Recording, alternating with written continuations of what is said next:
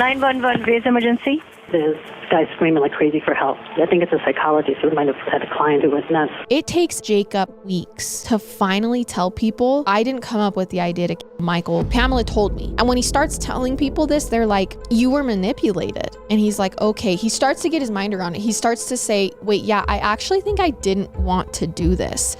Pamela on the other end is like, no way, I did not ask him to do this. I would never ask him to do something like this. Plus, there are no texts or emails or any evidence of conversations about it. The only real piece of evidence at first tying her to the crime is the fact that there was that hand-drawn map. Though, when they confront Pamela with like, well, why'd you draw the map? She's like, Calder's daycare is also inside that building. Jake was supposed to pick him up. They don't charge her with any crime. She goes on living her life. Meanwhile, Jake is bouncing from one treatment center to another, trying to contend with his drug and alcohol addictions as well as his mental health conditions. At one point while awaiting trial, he makes another suicide attempt. And this time, his parents don't think he'll survive. He actually is in a coma for several days, but he pulls out of it, and 3.5 years after the attack, he finally makes it to the courtroom. The jury also gets to hear all about Jacob's history with mental illness. He goes on to say, though, that he wasn't willing to torture Michael. He was just willing to kill him for Pamela. That statement right there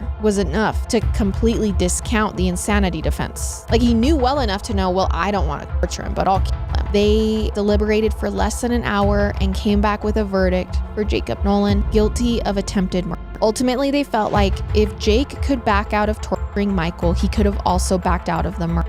And yet he still went and gave it a shot. Jacob was sentenced to 9.5 years in prison, and they kept looking into Pamela, especially when one giant piece of evidence proved Jake was not alone in this after all. Turns out Pamela went with Jacob the night before the attempted murder to Home Depot to help him buy that sledgehammer. It's clear Pamela was definitely involved in planning this.